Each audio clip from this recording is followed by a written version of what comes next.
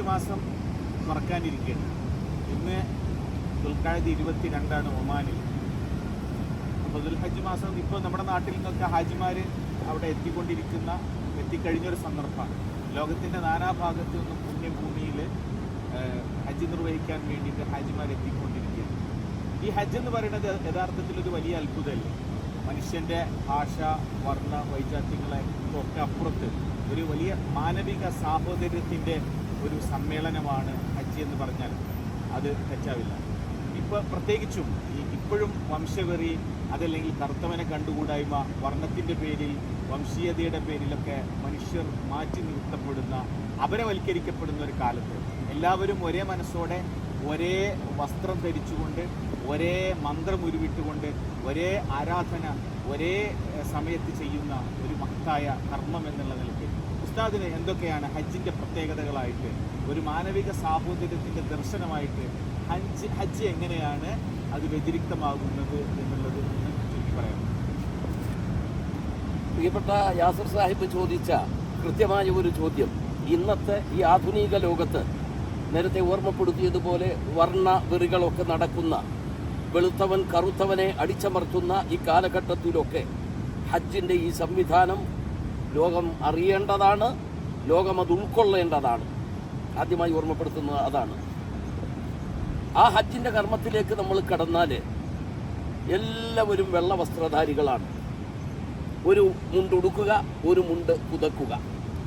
അതിൽ സന്ദേശങ്ങളുണ്ട്. മെയിനായ ഒരു സന്ദേശം, പാരത്രിക ലോകത്തേക്ക് നമ്മെ പൊതിഞ്ഞു കെട്ടിക്കൊണ്ടുപോകുമ്പോൾ അവിടെ അടിവസ്ത്രങ്ങളോ ബനിയനോ ഒന്നും നമ്മൾ ഉപയോഗിക്കാറില്ല. വെള്ള ത്രൂ വസ്ത്രത്തിലാണ് നമ്മളെ കഫൻ ചെയ്യുന്നത്. ആ ഓർമ്മപ്പെടുത്തലാണ് ഒരു നിലക്ക് ഹജ്ജ്. നിന്റെ ഭൗതികമായി ഈ ലോക ജീവിതത്തിൻ്റെ അവസാനം വരാനുണ്ട്. ഇതേപോലെ നിന്നെ ഒന്ന് പൊതിഞ്ഞു കെട്ടാനുണ്ട്. ഹജ്ജിലേക്ക് കടക്കുന്നതിൻ്റെ മുമ്പ് കുളിക്കണമെന്ന് പറഞ്ഞു, നിന്നെ കുളിപ്പിക്കാനുണ്ട്. ഇതൊക്കെ ഓർമ്മപ്പെടുത്തൽ, പാരത്രിക ലോകത്തിലേക്കുള്ള ഓർമ്മപ്പെടുത്തൽ. 1. 2, നിങ്ങൾ പറഞ്ഞ മനുഷ്യരെല്ലാം ഒന്നാണ്. നമ്മളവിടെ കൂടുന്ന ലക്ഷക്കണക്കായ ആ ഹാജിമാരിൽ രാജാക്കളുണ്ട്, പ്രജകളുണ്ട്, അടിമയുണ്ട്, ഉടമയുണ്ട്, പണ്ഡിതനുണ്ട്, പാമരനുണ്ട്, തൊഴിലാളിയുണ്ട്, മുതലാളിയുണ്ട്. പക്ഷേ ഒരാളും മറ്റൊരാളെ തിരിച്ചറിയില്ല. ഹജ്ജല്ലാത്ത മറ്റു രൂപത്തിൽ, വേഷത്തിൽ, സ്ഥലങ്ങളിൽ നമുക്ക് പല അടയാളങ്ങളെ കൊണ്ടും ഈ പറഞ്ഞവരെയൊക്കെ തിരിച്ചറിയാം.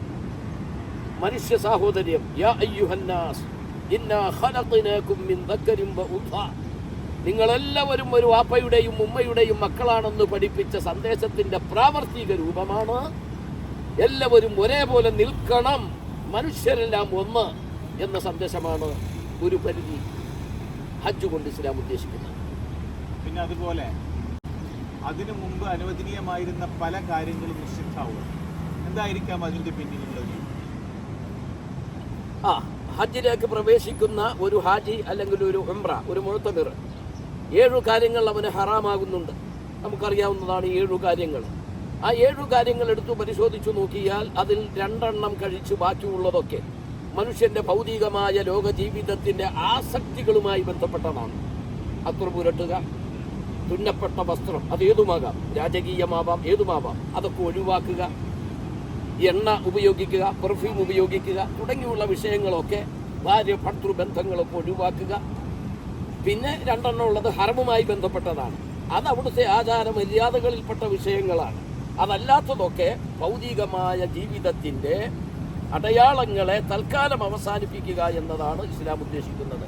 അത് ഞാൻ നേരത്തെ പറഞ്ഞതുപോലെ പാരത്രിക ലോക ജീവിതത്തിലേക്ക് ഒന്നുമല്ലാത്തവനായി, താഴ്ന്നവനായി, അടിമയായി, അള്ളാഹുവിൻ്റെ ഇഷ്ടദാസനായി ഒതുങ്ങിക്കൂടാൻ വേണ്ടിയാണ് ഇസ്ലാം അത്തരത്തിലുള്ള ചില ചിട്ടവട്ടങ്ങൾ ആക്കിയിരിക്കുന്നത്.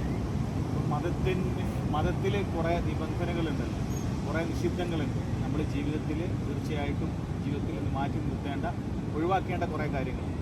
അപ്പോൾ അത്തരം കാര്യങ്ങളൊക്കെ ഒഴിവാക്കാൻ കൂടിയുള്ള ഒരു പരിശീലനം കൂടിയാകുമോ? അനുവദനീയമായ കാര്യങ്ങളെപ്പോലും ഒഴിവാക്കിയിട്ടുള്ള ഒരു പരിശീലനം വരുമ്പോൾ അനുവദനീയമല്ലാത്ത കാര്യങ്ങൾ തീർച്ചയായിട്ടും നമ്മുടെ ജീവിതത്തിൽ നിന്ന് ഹജ്ജ് ചെയ്യുന്ന ഒരു വിശ്വാസി മാറ്റി നിർത്തേണ്ടതാണ് എന്നൊരു സന്ദേശം അതിലുണ്ടോ? തീർച്ചയായും ഉണ്ട്. നിങ്ങളുടെ ചോദ്യം വളരെ കറക്റ്റാണ്. അതായത് മനുഷ്യൻ എന്ന് പറയുന്നത് അതിന് വിട്ട് എപ്പോഴും എന്തും ചെയ്യാനുള്ളയാളല്ല. കടിഞ്ഞാണിടാൻ ശ്രമിച്ചാൽ ആ കടിഞ്ഞാണിൻ്റെ ഉള്ളിൽ നിൽക്കണം എന്നവനെ പ്രാക്ടിക്കലാക്കി മനസ്സിലാക്കുന്ന ഒരു ആരാധനയാണ് ഹജ്ജ് എന്ന് പറയുന്നത്. നിങ്ങൾ ചോദിച്ചതുപോലെ തന്നെ അവനെ നന്നാക്കുക എന്ന ഉദ്ദേശം. ഇന്നലെ വരെ ഹറാമായിരുന്ന വിഷയങ്ങൾ, നിഷിദ്ധമായിരുന്ന പല വിഷയങ്ങളും ദൈവപ്രീതിക്ക് വേണ്ടി, അള്ളാഹുവിൻ്റെ പ്രീതിക്ക് വേണ്ടി തൽക്കാലം ഞാൻ ഒതുങ്ങാൻ തയ്യാറാണ് എന്ന ഒരു പ്രാക്ടിക്കൽ മുസ്ലിം ആകുകയാണ് ഹജ്ജിലൂടെ കൃത്യമായും ചെയ്യുന്നത്. ഉസ്താദിന്റെ പ്രസംഗത്തിന് മുമ്പ് കേട്ടിട്ടുണ്ട്, ഇബ്രാഹിം നബിന്റെ വിളിക്കുത്തരം ചെയ്തിട്ട് വരുന്നവരുണ്ട്, മലക്കുകളുടെ വിളിക്കുത്തരം ചെയ്ത് വരുന്നവരുണ്ട്, ഇബ്ലീസിന്റെ വിളിക്കുത്തരം ചെയ്തിട്ട് ഹജ്ജിന് പോകുന്നത്.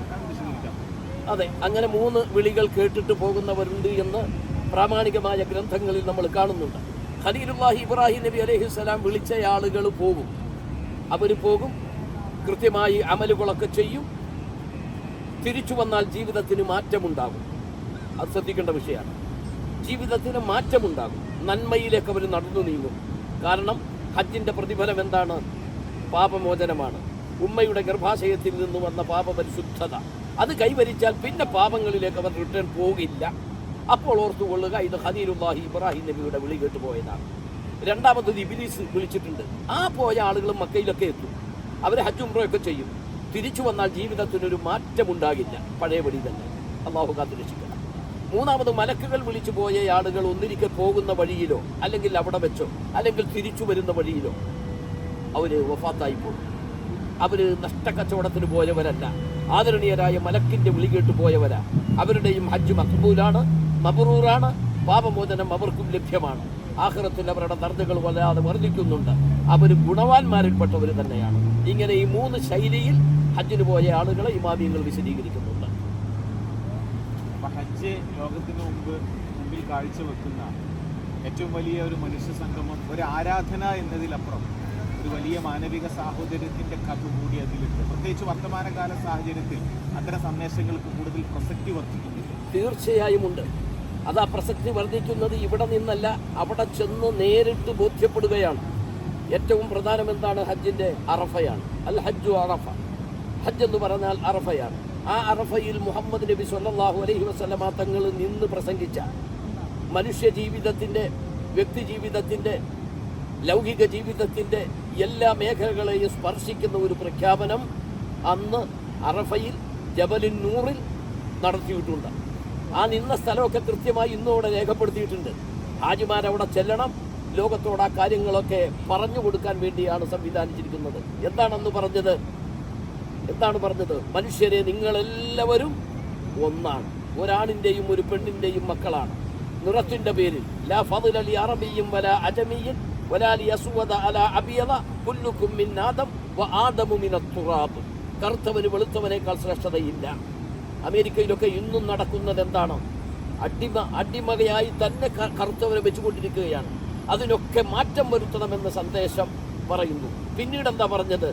നിങ്ങളുടെ ധനത്തിന്, നിങ്ങളുടെ അഭിമാനത്തിന്, തീർച്ചയായും ഏതൊരു മനുഷ്യൻ്റെയും, ഈ ആകാശത്തിൻ്റെ കീഴെ താമസിക്കുന്ന ഏതൊരു മനുഷ്യരും ജാതിമതഭേദമന്യേ അവൻ്റെ അഭിമാനത്തിന് വിലയുണ്ട്, രക്തത്തിന് വിലയുണ്ട്. അത് പരസ്പരം ചിന്തരുത്, അത് അപഹരിക്കരുത്, അവരാക്ഷേപിക്കരുത്. അതോടൊപ്പം പറഞ്ഞു, സ്ത്രീകൾ വിലപ്പെട്ട സ്വത്തുക്കളാണ്, അവർക്ക് അഭിമാനത്തോടുകൂടെ ജീവിക്കാനുള്ള അവസരമുണ്ട്, അവരെ തരം താഴ്ത്തരുത്, അവരെ മറ്റു രൂപത്തിൽ കാണരുത് തുടങ്ങി മനുഷ്യൻ്റെ മൗലികാവകാശങ്ങളുടെ പ്രഖ്യാപനങ്ങൾ അന്ന് നടത്തിയെങ്കിൽ ഇന്നും അമേരിക്ക വരെ മനുഷ്യാവകാശ പ്രഖ്യാപനങ്ങൾ ലിഖിതമാക്കിയത് മുഹമ്മദ് നബി സ്വല്ലല്ലാഹു അലൈഹി വസല്ലമയുടെ അറഫ പ്രസംഗത്തിൻ്റെ ചില ഭാഗങ്ങളാണെന്ന് ചരിത്രകാരന്മാർ വരെ രേഖപ്പെടുത്തിയിട്ടുണ്ട്. അപ്പോൾ ഇന്ന് ലോകത്ത് ഏറ്റവും അനിവാര്യമായ വിഷയങ്ങളുടെ സ്മരണയാണ്, ഓർമ്മ പെരുന്നാളാണ് ഹജ്ജ്, അതോടൊപ്പം അറഫ എന്നൊക്കെ പറയുന്നത്. പിന്നെ ഹജ്ജിന് ചരിത്രപരമായിട്ട് ചില കാര്യങ്ങൾ കൂടി അതിലില്ല. പൂർവികരായ പ്രവാചകന്മാരുടെ ചരിത്രവുമായി ബന്ധപ്പെട്ട് അവരുടെ സ്മരണകൾ കൂടി അയവിറക്കുന്ന ഒരു ആരാധനയല്ലേ? തീർച്ചയായും പഠിക്കാൻ ധാരാളമുണ്ട്. നമ്മൾ മസ്ജിദുൽ ഹറമിൽ ഒരു റക്അത്ത് നിസ്കരിച്ചാൽ എത്രയാ കൂലി? 1,00,000. ഒരു തസ്ബീഹ് ചൊല്ലിയാൽ 1,00,000, ഒരു റക്അത്തിന് 1,00,000, ഒരു നോമ്പിന് 1,00,000, ഒരായത്തിന് 1,00,000. പക്ഷേ ഹജ്ജ് എന്ന് പറയുന്നത് നിങ്ങൾ ചോദിച്ചതിൻ്റെ മറുപടി, ഹജ്ജ് എന്ന് പറയുന്നത് മഹാന്മാരെ സ്മരിക്കലാണ്. ദുൽഹജ്ജ് 8-ന് പോകേണ്ടത് എങ്ങോട്ടാ? മിനയിലേക്കാണ്. ഇവിടെ ഒരു റക്അത്തിന് 1,00,000 കൂലി കിട്ടുന്ന മസ്ജിദുൽ ഹറം ഒഴിവാക്കി മിനയിലേക്ക് പോകണം ദുൽഹജ്ജ് 8-ന്. 9-ന് മിന എന്ന മല പോലെ അറഫ എന്ന മലയിൽ പോയി കിടക്കണം. ദുൽഹജ്ജ് 10-ന് വീണ്ടും ആ മലയിൽ തന്നെ വരണം മിനയിൽ. ദുൽഹജ്ജ് 11, 12 ആ മലയിൽ തന്നെ വന്ന് കിടക്കണം, ആരാധനാ കർമ്മങ്ങൾ ചെയ്യണം. ഇവിടെ ഒരാൾ പറയുകയാണ്, ഞാൻ 1,00,000 പ്രതിഫലം കിട്ടുന്ന, നോക്കിയാൽ വരെ പ്രതിഫലം കിട്ടുന്ന, നമ്മളെയൊക്കെ മയ്യത്ത് മരിച്ച് തിരിച്ചു കിടത്തുന്ന മസ്ജിദുൽ ഹറമിലേക്ക് ഞാൻ പോയി അവിടെ അത് നോക്കി 1 റക്അത്ത് നിസ്കരിക്കട്ടെ എന്ന് പറഞ്ഞാൽ അവന് ഹജ്ജ് കിട്ടുമോ? കിട്ടൂലേ?